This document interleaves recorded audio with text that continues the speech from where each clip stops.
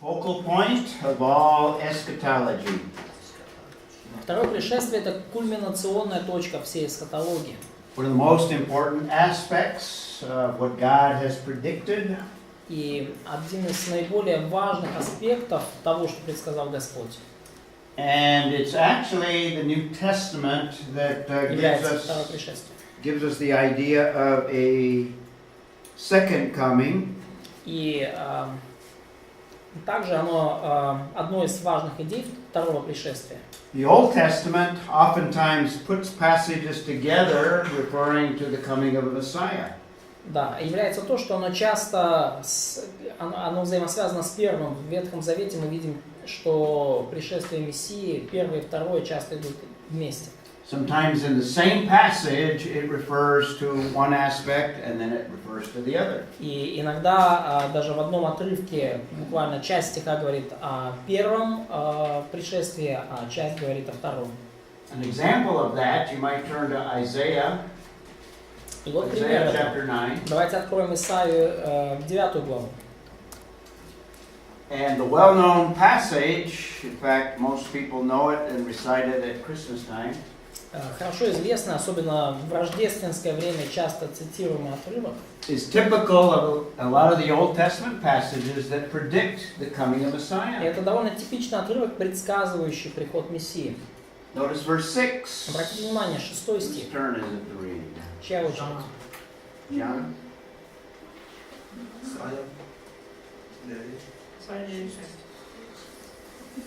Isaiah 9:6. Ибо младенец родился нам, сын дан нам, владычество на раменах его, и нарекут имя ему чудный, советник, Бог крепкий, Отец личности, князь мира. Okay. One sentence. Одно предложение. So, two aspects, however. Но при этом два аспекта. Speaks of a child, a son. О младенце, о сыне. And we recognize that as the incarnation. И мы понимаем, что здесь речь идет о воплощении. Did the government rest on his shoulders when he came in the first century? Было ли владычество на его плечах, когда он пришел в первом столетии? Было ли владычество на плечах Иисуса? No. Technically, he was sovereign, but he did not use it. He did not reign over the government. Да, он не имел политической власти.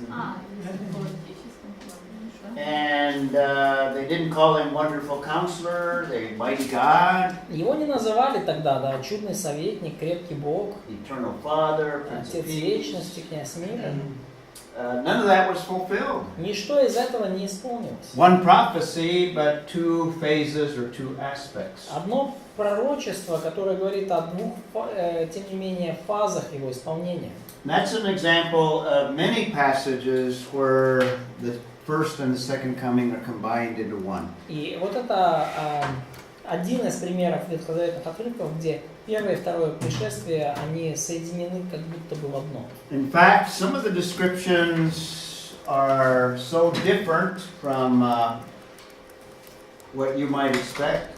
И некоторые описания настолько отличаются от того, что вы, наверное, ожидали бы. Some of the rabbis thought that there had to be two messiahs. Что некоторые раввины даже выдвинули идею о двух мессиях. They were able to discern that there is a mighty, conquering Messiah. Они в состоянии были увидеть в Писаниях, что Мессия должен быть такой могущественный, завоеватель. And if they were insightful, they would see also that there was a suffering and even a dying Messiah. Но если они были внимательны к Писаниям, они также замечали, что Мессия-то, оказывается, еще будет и страдающим, он даже умрет, по-видимому. The Messiah of Isaiah 53. Например, это Мессия, который открывается нам в Исаии 53 главе.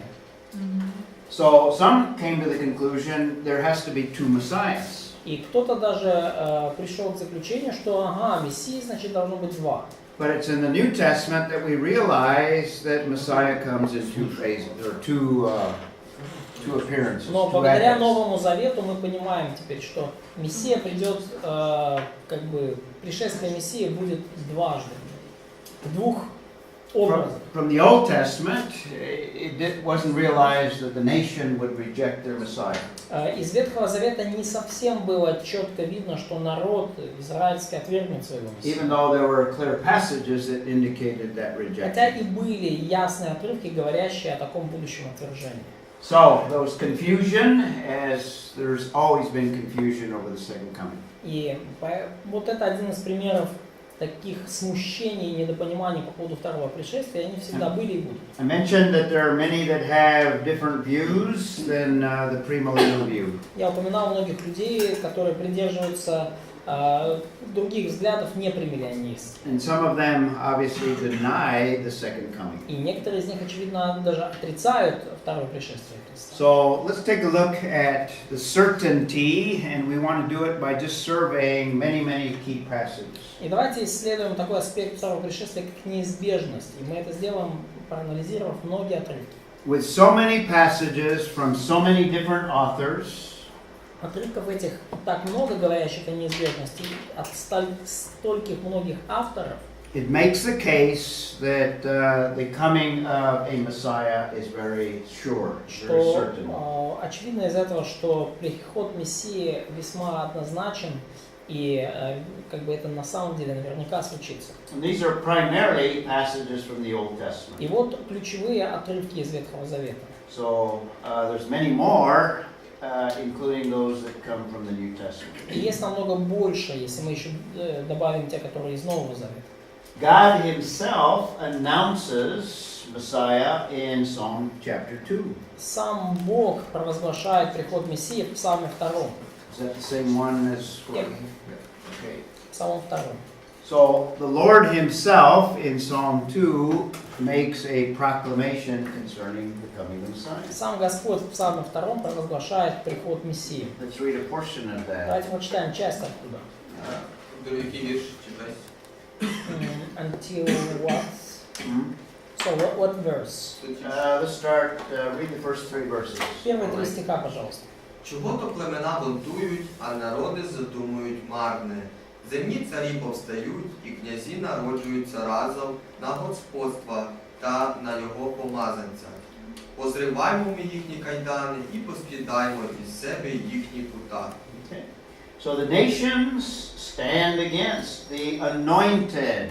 Итак, народы восстают против помазанника. Messiah in Hebrew means the anointed one. Мессия буквально в иврите означает помазанник. In the New Testament, Christos means anointed one. И в Новом Завете греческое слово «Христос» означает «помазанный». This is a messianic passage. Это мессианский отрывок. But God is going to tear their fetters apart and cast their cords from us. In other words, He's going to enter into judgment. Но Бог, тем не менее, Он... He's gonna enter... Into judgment. Да, Бог, тем не менее, осудит их. A question from Europe. То есть мы сейчас рассматриваем, что именно? Мы Я сейчас- так понимаю, этот отрывок касается уже конца тысячелетнего царства. Что мы сейчас неизбежно... Мы сейчас говорим о втором пришествии. Мы говорим, что этот отрывок, этот псалом говорит о втором пришествии и подчеркивает то, что это неизбежно случится. Что он по-любому придет. Если, как бы тебе кажется, что этот отрывок говорит о событиях конца тысячелетнего царства, то я рекомендую послушать альтернативную точку зрения. You answered it. Yep. Psalm 2, verses 4 through 6. Юлия. Псалом 2, стихи с 4 по 6 июля. Живущий на небесах посмеется, и Господь поругается им.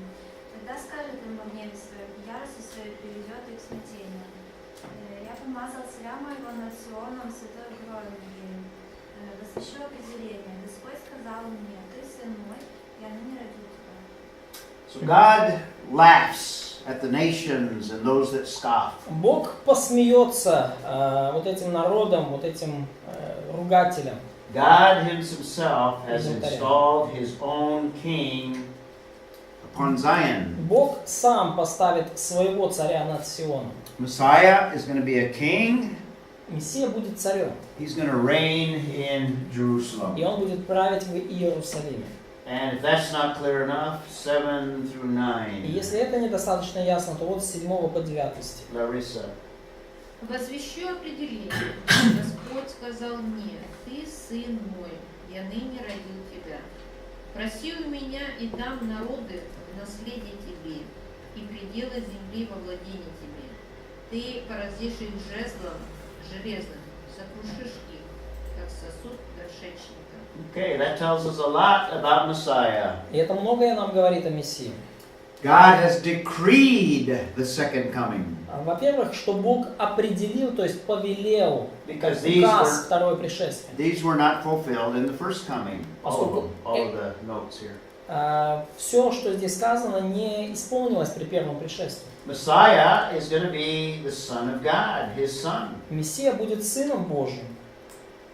And in verse 8, the nations are going to be given to Him. Народы должны будут даны ему во владение, наследие. Messiah is going to rule over the nations. Мессия будет править нацией. In fact, we have synonymous parallelism in verse 8.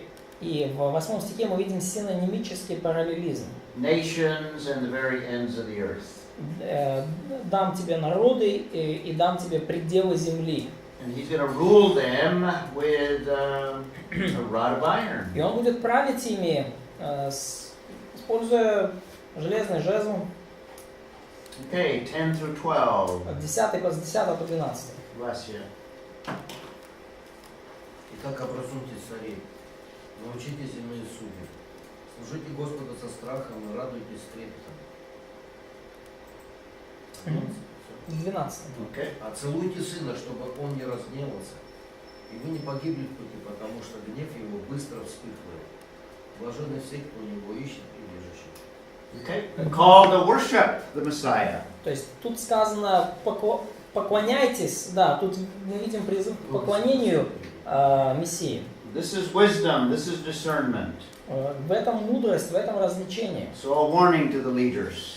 То есть вот это такое предупреждение руководителя. So God Himself makes it certain that He's going to send His Son. И Бог делает совершенно однозначным, что Он пошлет Сына Who Своего. will be a king. Что Его Сын будет царем. Who will rule over the nations. Царем, который будет править над народами. And He will rule with a rod of iron. Что Он будет править жезлом железным.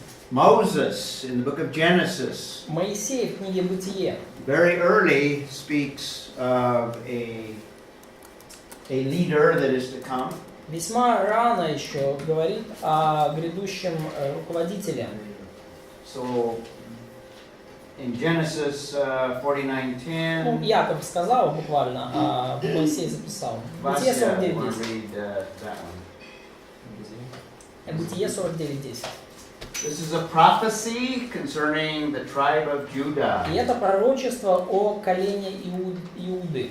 This is before Israel is a nation. Еще до того, как и Израиль стал нацией. Невидимий це перло від Юди, ані з його стегом законодавець, аж прийде примиритель, що йому буде послуг народів. Okay?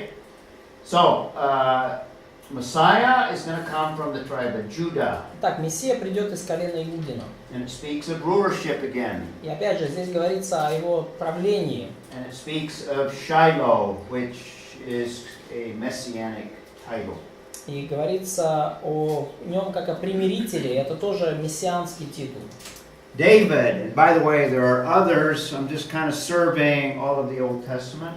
И Давид, я вам сейчас делаю как бы такой краткий обзор Ветхозаветный. David in Psalm 109 in the Давид в 108-м псалме говорит об этом. in your Bible. Точнее, 109 в вашей Библии. It's actually 110 in mine. Псалом 109. Let's look at it. This is another messianic passage. Еще один мессианский отрывок.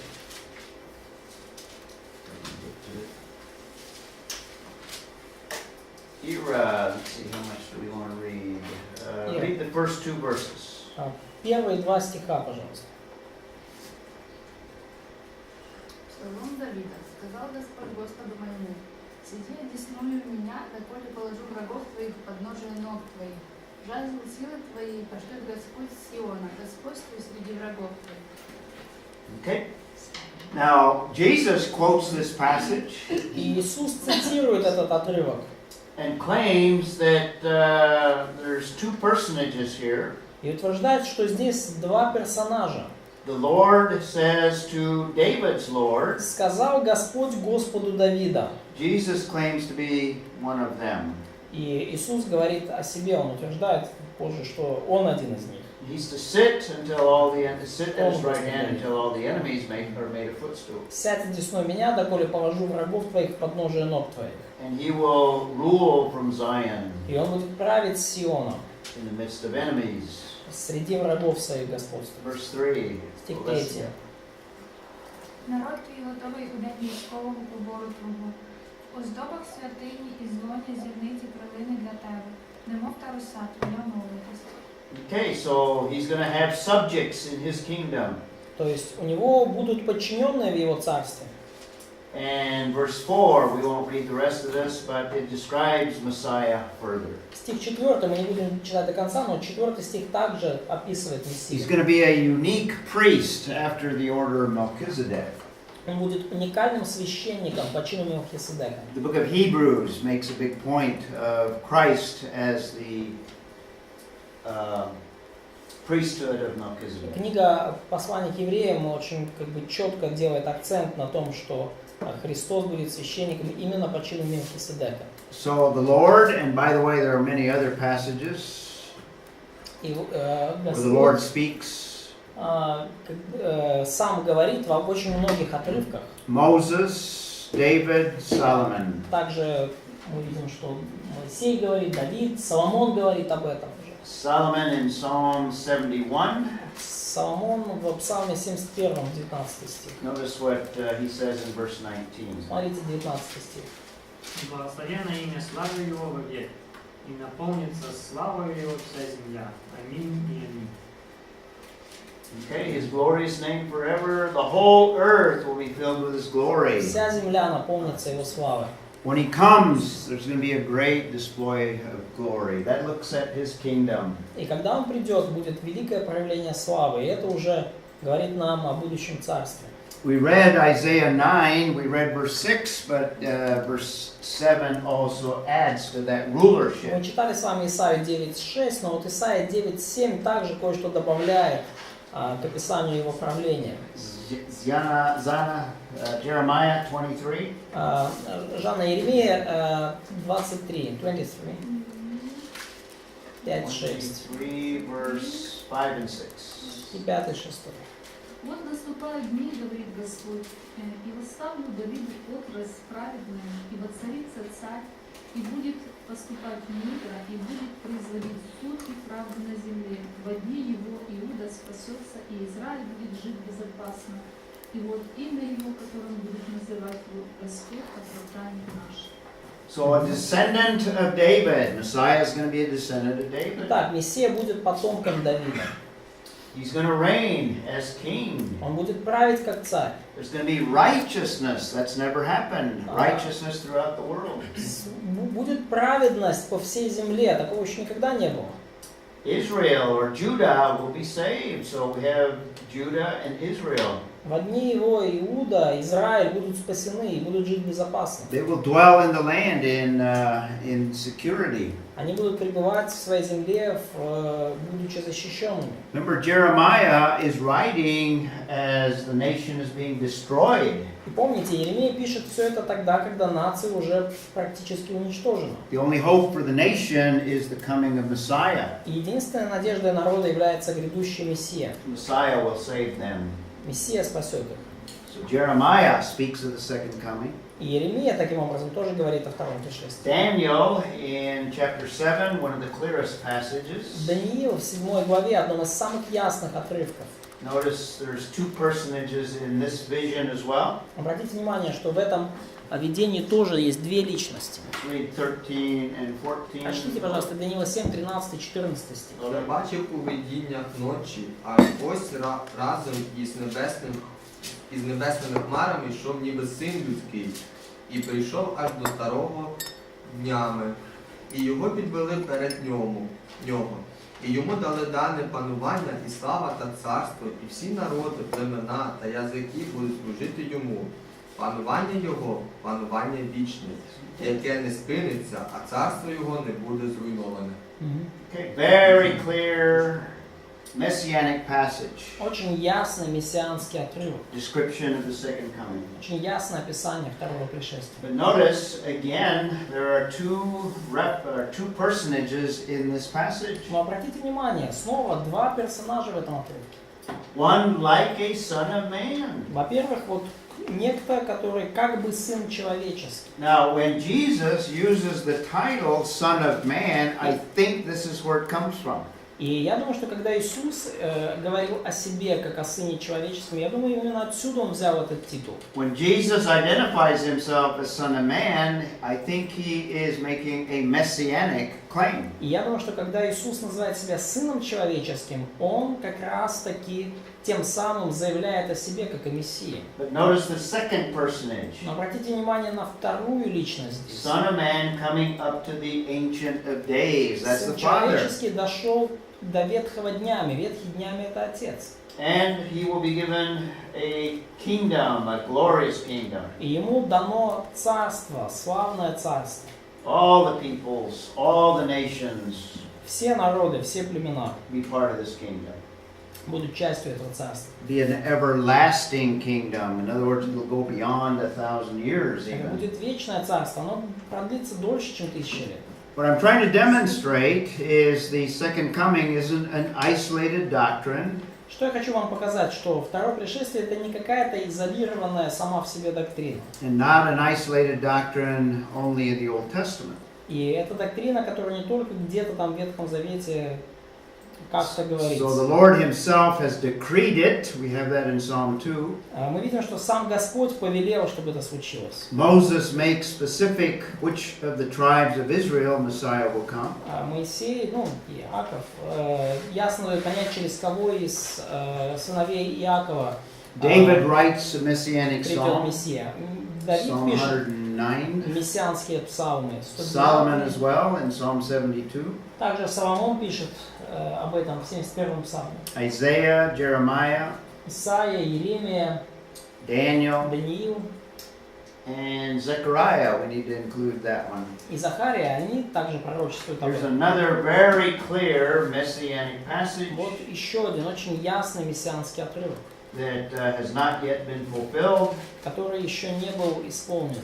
In fact, all of these passages refer to a future fulfillment. И все эти отрывки еще ожидают своего исполнения. Larissa, Юля. or Yulia, okay, sorry. 14:4. 14:4. И станут ноги его в тот день на горе Илионской, которая перед лицом Иерусалима к востоку, и раздвоится гора Илионская от востока к западу, весьма большая долина. Половина горы отойдет к северу, а половина идет к югу. Okay, very specific and very precise. Очень конкретно, очень точное пророчество. Second coming is the same place where Jesus ascended, Второе пришествие случится там же, откуда Иисус вознесся, the Mount of Olives. на Елеонской или Масличной горе. Except when he returns, the Mount of Olives will be split in half. Затем лишь исключением, что когда он вернется, вот эта Елеонская гора раздвоится. Будет Larissa, разделена. read verse 9 as well. 9 стих, Лариса, пожалуйста. В этой же главе? Да, там же 14:9. Захария. 14:9. Zechariah. И Господь будет царем над всей землей. В тот день будет Господь един, и имя ему едино. Okay, so he will be king. He's going to reign as king. Он будет царем, он будет править как царь. So none of these have been fulfilled.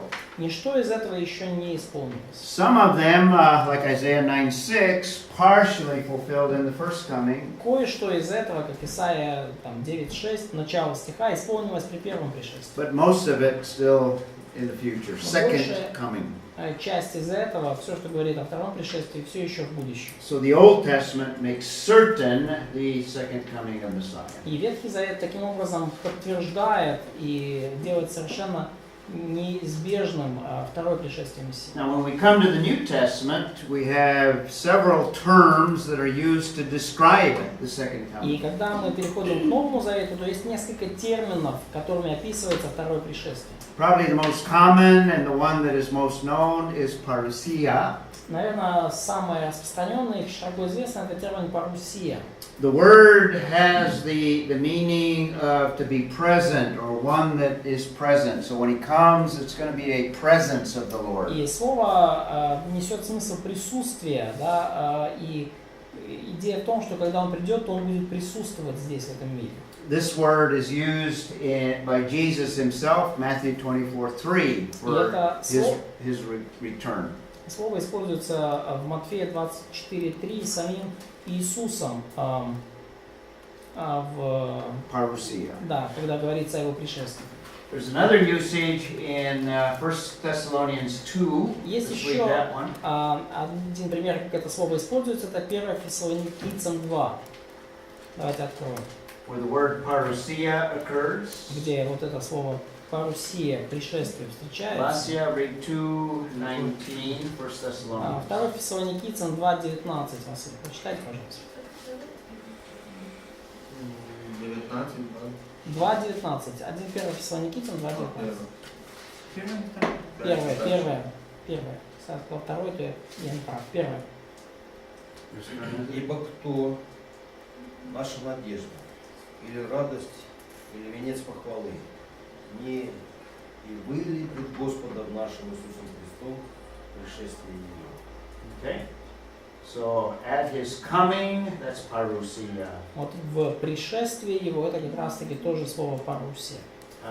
Again, our hope, our joy, our crown of Опять же, exaltation. So we наша anticipate. надежда, радость, венец, это все связано с пришествием Христа.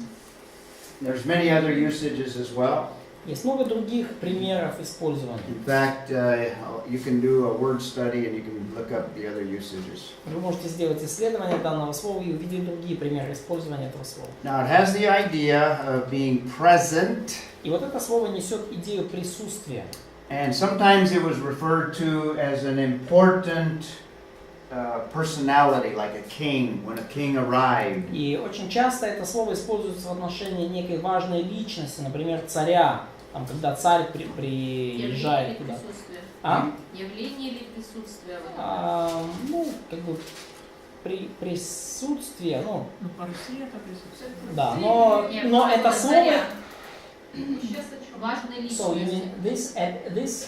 which one is for kings? This one. Both of them actually, Да. but this one also. Да, ну то есть оба этих слова, это и следующее, используются для, ну, то, что вы перевели как явление. A king would visit a city. Визит важного лица.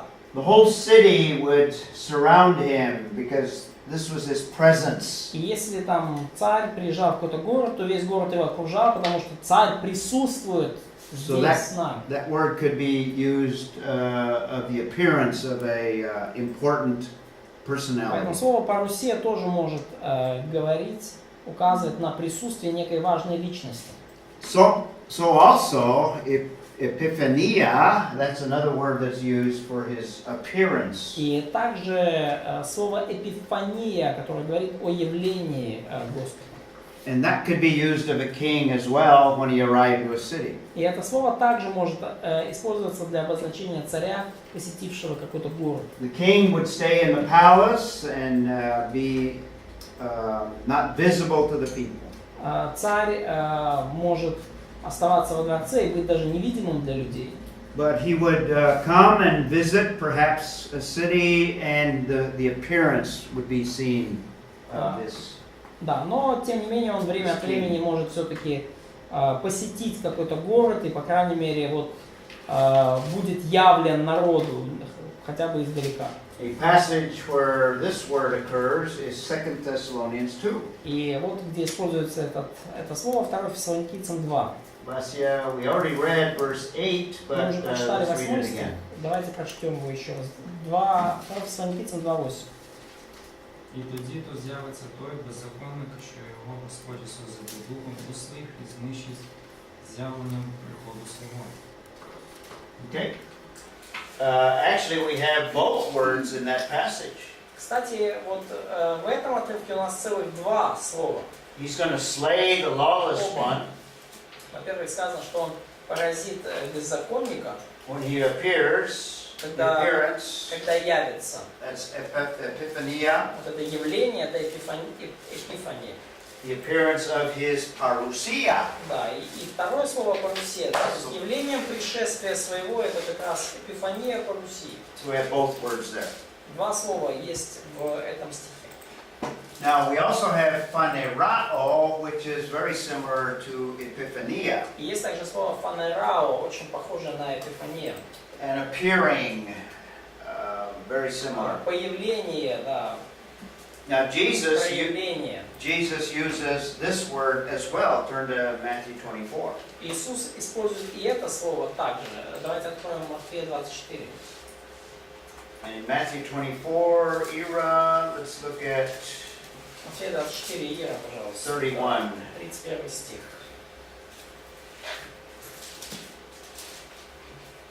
Mm, 24:31. 24:31. И пошлет ангелов своих с трубою громогласной, соберут их его от Oh, wait a minute. Let's see. I don't see it in there.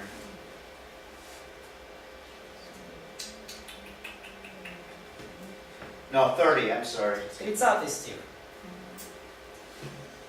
Тогда явится знамение Сына Человеческого на небе, и тогда восплачутся все племена земные, и будет Сына Человеческого, ведущего на облаках небесных силою и славою великой.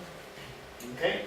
Verse 30, it says, the Son of Man will appear. Will appear is phanerao. Да, говорится, что тогда явится знамение Сына Человеческого, и вот это явится, это слово фанерао. Now, the Son of Man coming, there later in the verse, И чуть позже в стихе идет вот это явление, да, то, что Сын Человеческий грядет, Сын Человеческого грядущего.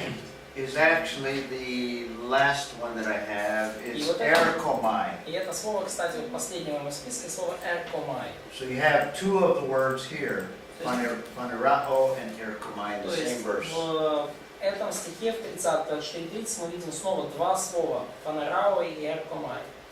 Now in verse, since we're in Matthew 24, notice verse 3. И поскольку мы уже в Матфея 24, то посмотрите 3 стих. It says, the sign, what is the sign of your coming? The word there is parousia. Да, как ученики спрашивают, какой признак твоего пришествия, и вот слово здесь это парусия. So in the Olivet Discourse, we have at least 3 of them, and I haven't checked, but maybe more than that. В проповеди на Масличной горе мы видим как минимум 3 раза это слово используется, может быть даже больше, он говорит.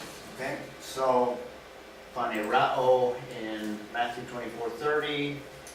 Итак, это слово фанерао 4 times. 4 times, okay. 4 раза в проповеди на Масличной горе используется слово Okay. парусия. Да. В 30 стихе также. Another one of phanerao. Keep your finger in Matthew 24 because we'll come back to it. Так, ну, заложите там Матфея 24 главу, мы вернемся. But in 1 John, В 1 Иоанна, chapter 3, verse 2. в 3 главе 2 стихе, This one we have phanerao. здесь мы видим вот это слово фанерао. 3:2. Whose turn is it? 1 Иоанна 3:2. Улюблені, ми тепер Божі діти, але ще не виявили, що ми будемо. Та знаємо, що коли з'явиться, то будемо подібні до нього, бо будемо бачити його, як він є. Okay. We know that when he appears, we shall be like him. Что когда он явится, откроется, то мы будем подобны ему. Referring to his coming. Also in verse 8, we have the same word. Также в 8 стихе то же самое слово. Got it? Nadia? Кто делает грех, тот от дьявола, потому что сначала дьявол согрешил, для сего-то и явился Сын Божий, чтобы разрушить дела дьявола. Okay, the Son of God appeared for this purpose. Now that was the first coming. Сын Божий явился, фанерао, но вот это первое пришествие. Phanerao. Okay. The next one, erkomai is also in Matthew 25:31. И эркомай также мы видим в Матфея 23:31. Yeah, we read that one. No, 25:31. 25:31, простите. Матфея 25:31. When the Son of Man comes in His glory and all the angels with Him. Когда же придет Сын Человеческий во славе Своей, все святые ангелы. That's erkomai. Вот это слово эркомай. So we have at least 5 words that refer to the second coming. Мы видим как минимум 5 слов, которые говорят нам о втором пришествии. The fourth one, apokalypto. И четвертое из них, апокалипто. That's the word that you find in Revelation 1:1. Это слово, которое вы видите в Откровении 1:1. It's an unveiling or a revealing of something. Вот это открывание, явление чего-либо. So when Jesus comes, we'll see the deity and glory of God. И когда Иисус придет, мы увидим божество и славу Бога. And these are just some of the verses where these occur. И это лишь некоторые стихи, говорящие о том, что будет, когда это Now, случится. if you put together many of the passages relating to the second coming, И если вы соберете вместе вот эти многие отрывки, говорящие о втором пришествии, we can come up with a description. In other words, what will it look like? What will it be like? то мы можем сказать, что вот такое описание можно дать второму пришествию, как оно будет выглядеть, каким оно будет.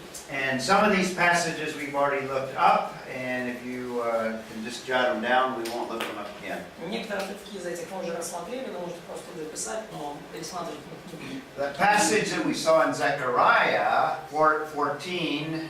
Отрывок, который мы видели в Захарии в 14 главе. 14:4, it's going to be a physical appearance. 14 глава, 4 стих показывает, что это будет физическое явление. То есть, just like the disciples saw him leave the Mount of Olives, точно так же, как ученики видели его покидающим Масличную гору в теле физически. Jesus said he will come back in the same way. Также Иисус говорит, я и вернусь назад. And so does Zechariah 14.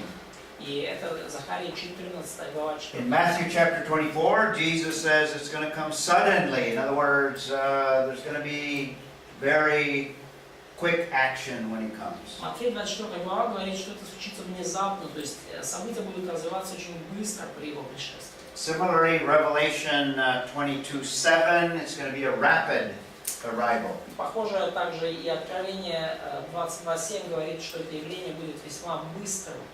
That Acts 1:11 that I just alluded to, that is similar to the Zechariah passage. Деяние 1:11 это как аллюзия, очень похожа на отрывок в Захарии. It's going to be like he left, so it's a bodily ascension. It's going to be a bodily return. И это произойдет быстро, и это случится в теле. Физически, телесно отличается? Телесно, 1:11. So how does physically and bodily differ?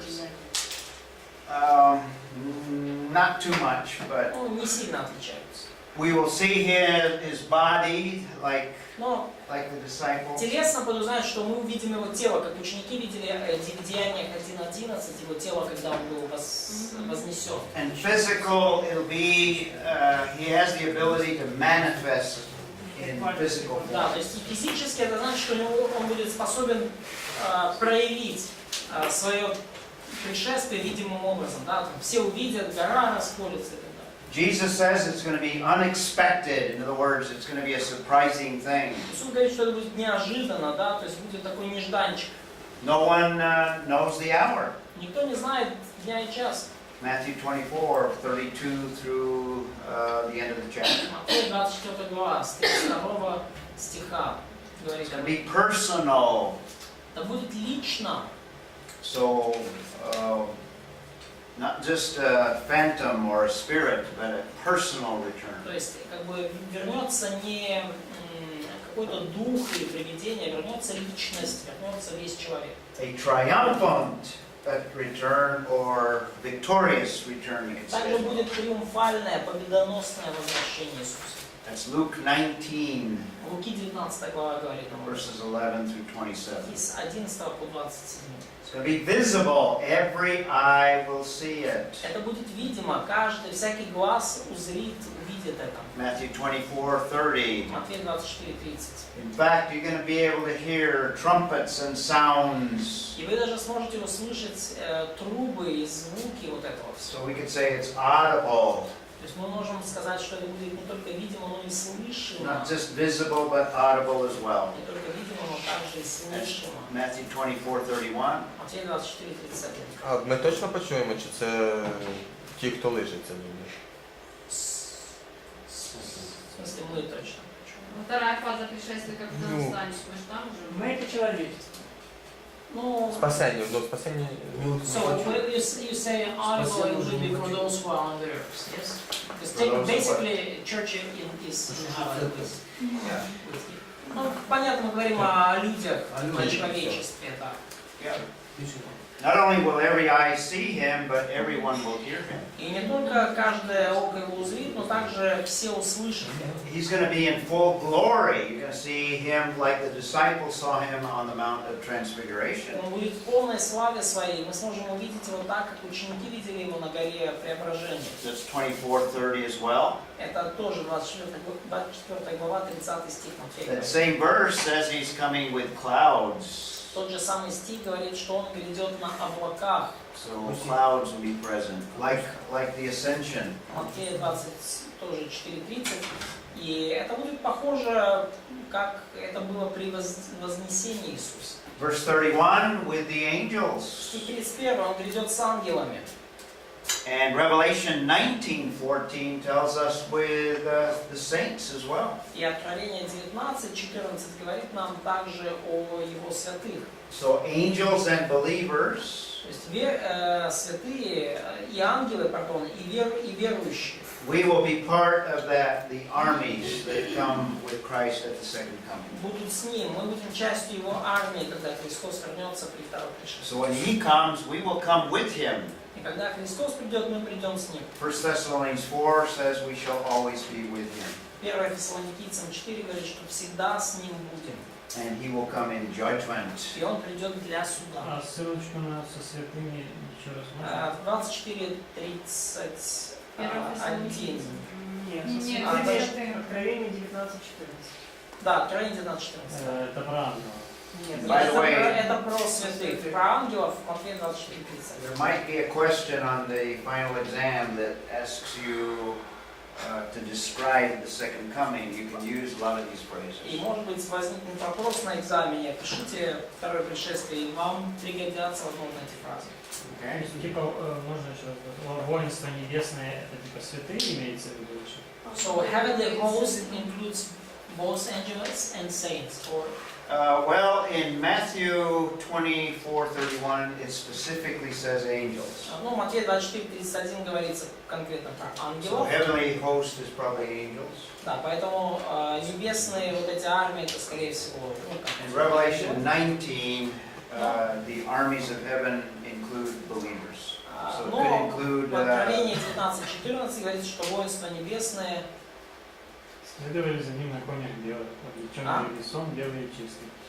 So it's written about armies of heaven as those who are riding the white horses and dressed in fine linen. Yeah, the fine linen are believers. That's. Но облеченные в чистый белый весон, это образ верующих. They're saints.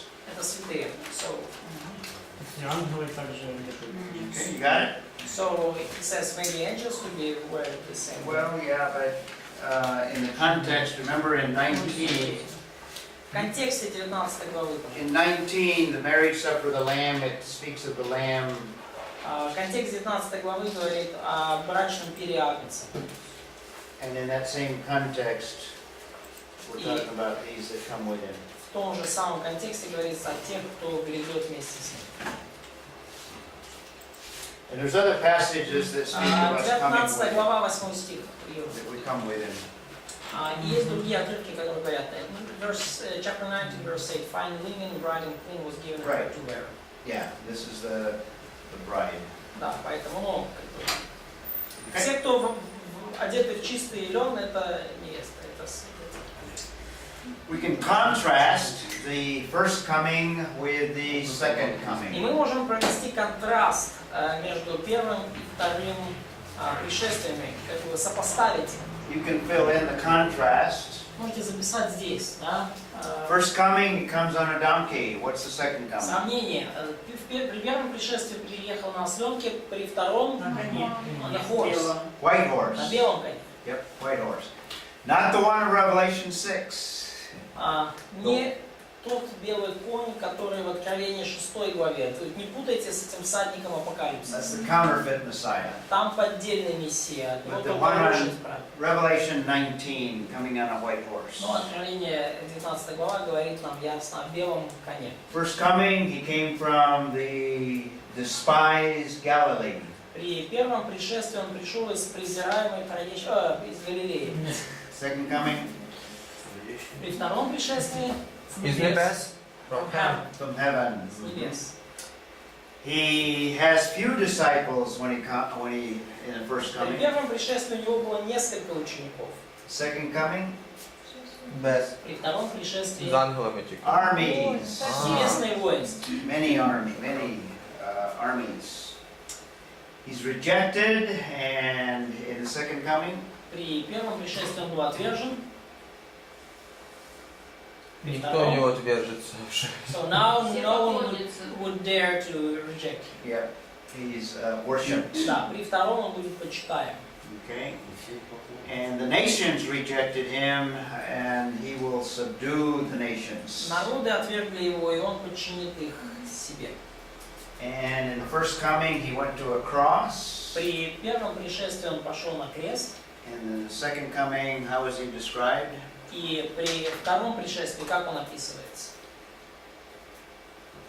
Щоб при першому пришествии При первом пришествии как бы на у него престол. крест, при втором пришествии Престол. Ну, слава. glory, Престол. the throne. Glory, yeah, throne, yeah. Корона. Crown. Царство. Венец. А тоді там венец Народы дальше. отвергнуты. Because he's going to rule. Ну, там неправильный перевод, отвергли. Отвергнут народом. Ну, он был отвергнут народами. Народами. Came as a servant and a savior. То есть он пришел в первый раз как слуга и спаситель. What two offices will he occupy? Какие два других поста он займет? Судья и царь. Царь судья. Judge and a king. Very good. So you can fill it in. То есть, видите, сами можете все запомнить. А там, скажи, хай може хрест змінить на тернець. Да, Бо- на терновый венец. Maybe we could even replace this the cross on this crown of thorns. Crown of thorns, yeah. Crown of thorns, glorious ruling Да, то crown. есть там был венец терновый, а здесь уже венец такой. Тернец венец. Да, настоящий. We could also contrast the first or second coming with the rapture. И также мы можем сравнить второе пришествие с восхищением церкви. Okay. Это типа по отношению к церкви сейчас будет? Здесь сравнивается восхищение церкви, которое только с церковью, и второе пришествие, которое для всех. Скажем, первая и вторая фаза. Да, первый и второй заход. Да. Okay, at the rapture, what is this? При Medium восхищении, in the air? no, исправьте, it's mistake there. It's a No, it's the next point, yeah. Medium in the air, okay. При восхищении будет встреча в воздухе. And the second coming? При втором пришествии Иисус придет сам, как на земле. on earth. Ноги станут на We землю. return with him. Да, мы вернемся с... Next one. Okay. So, да, то есть при первом нашем, при первом восхищении, при первой фазе восхищения мы встретимся с ним в воздухе, а во втором уже мы придем вместе с ним. Now, at the second coming, there's no change, or the rapture, there's no change to the earth. При восхищении не будет никаких изменений на земле. Second coming, we saw it from Zechariah. В втором пришествии мы видим в Захарии, что перемены будут значимые очень. Mount of Olives is split. Гора елеонская расколется. The living are translated or raptured. Живущие будут перемещены, восхищены. What happens to the living at the second coming? Those that are alive during the Случится tribulation. с живущими во время второго пришествия. Живущими. Okay, they're not translated, Они никуда не будут перемещены. Они but останутся. they enter in mortal bodies. Они останутся и войдут в царство в смертных телах. Живущие будут перемещены. Это о ком?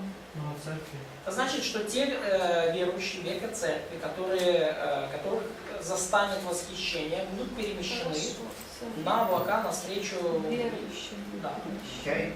The rapture, the saints go to heaven, are taken up to heaven. При восхищении святые отправятся на небеса. Where do the saints go with the second coming? Куда святые отправятся при втором пришествии? На землю. На землю. Come to the earth or to the kingdom? Да, ну на землю или в царство. Okay? The world's not judged during the rapture, but it'll be judged at the second При coming. восхищении мир не будет подвержен суду, но при втором пришествии мир будет осужден. The rapture's pre-tribulational. Восхищение случится перед скорбью, то есть будет предреволюционным. Second coming. Второе пришествие, в свою очередь, Пост. after, Yeah, post, post-tribulation. постреволюционный. Okay. We could expect the rapture at any time. It's imminent. Как сказать, it's a bad translation. Мы можем ожидать восхищения в любой момент, то есть непредсказуемое. But the second coming, there are many signs that precede it. Но при втором пришествии будет множество знамений ему предшествовать. Okay, so we То have есть a contrast. там не неотвратимо, а непредсказуемо. Contrast. Во втором, да? Последний. Не, Последнее. последнее это восхищение непредсказуемо, место неотвратимо, а второе пришествие, наоборот, будут знамения перед ним. Okay, I need to. Ну, хотя никто не знает, где ничего. So that no one knows still days or day or hour of that coming. No. Someone said that maybe that will be a little bit out of schedule. It's not going to be roughly precisely 7 years. Well, God could kind of cut it a little bit for the chosen. I think it'll be precisely 7 years. There's different ways to solve that issue. Okay. Ну, есть точка зрения, что Бог, может быть, немножко не прямо 7 лет, но чуть-чуть как бы обрежет, да, ну, ради избранных, чтобы, ну, поэтому никто не знает дня или часа, но с точки зрения преподавателя там будет ровно 7 лет. So we have the rapture before and second coming after. Итак, восхищение будет перед скорбью, а второе пришествие после нее. So we've also seen a multitude of events. We've seen the signing of the Мы covenant, с вами видели множество событий, которые случаются при скорби. 2 prophets, 144,000. Писание Завета, 2 пророка, 144 тысячи обращенных. The greatest revival the world has seen, conversions. Величайшее пробуждение, множество обращений. The greatest Holocaust the world will ever see, and the При этом persecutions. также величайшее гонение Холокост, который видел мир. The abomination in the middle. Мерзость запустения посреди этого. We see the fall of Babylon, Падение Вавилона в конце. Armageddon, Армагеддонская битва. 6 seals, 7 trumpets, 6 печатей, 7 труб, 7 bowls. 7 чаш. So lots of activity during the tribulation, and it's ended with the second Очень coming. много всего случится во время скорби, и все закончится вторым пришествием Иисуса. Turn to Revelation chapter 19, Откройте, пожалуйста, Откровение 19 главу. and let's take a look at the description that we have of the second coming. И давайте посмотрим описание второго пришествия, которое мы здесь видим. 19 глава Откровения.